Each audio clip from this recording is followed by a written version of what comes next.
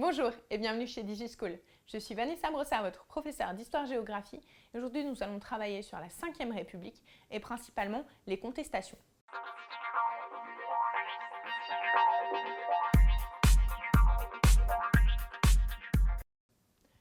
La contestation a lieu d'abord dans la rue, et notamment en mai 1968. En mai 1968, un mouvement étudiant se développe.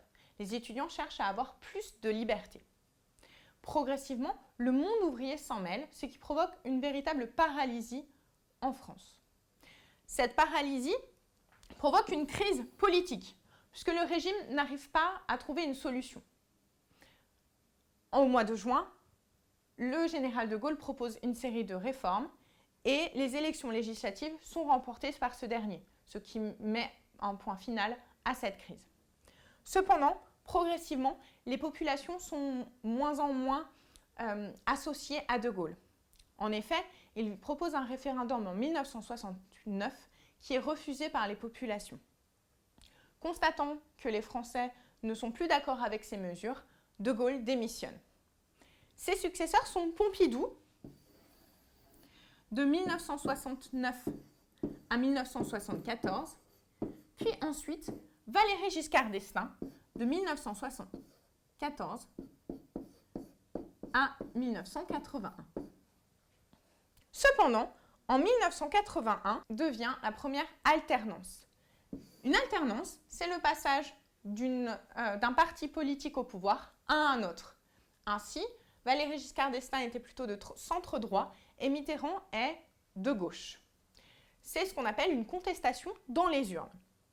Mitterrand met en place des mesures qui réduisent la pauvreté.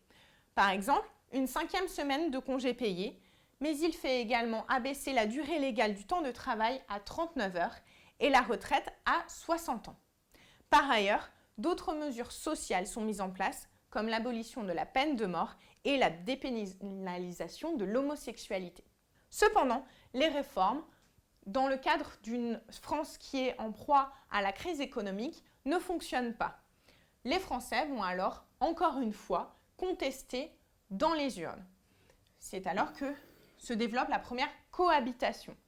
C'est-à-dire que Chirac devient le Premier ministre de François Mitterrand. En effet, aux élections législatives de 1986, le parti de Chirac, qui est le RPR, c'est-à-dire un parti de droite, obtient la majorité des suffrages et donc devient majoritaire à l'Assemblée nationale. Pour être logique avec le vote des Français, Mitterrand doit donc nommer Chirac Premier ministre. Deux autres cohabitations auront lieu pendant, d'une part, la présidence de Mitterrand et d'autre part, la présidence de Chirac.